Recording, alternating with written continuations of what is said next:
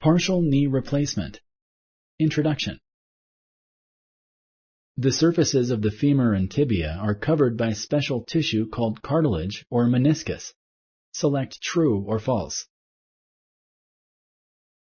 Correct. The smooth surfaces of the meniscus allow for smooth, painless movement of the knee joint.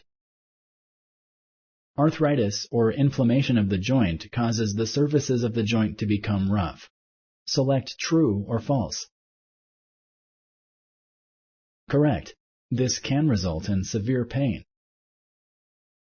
This operation tends to be successful. Select true or false.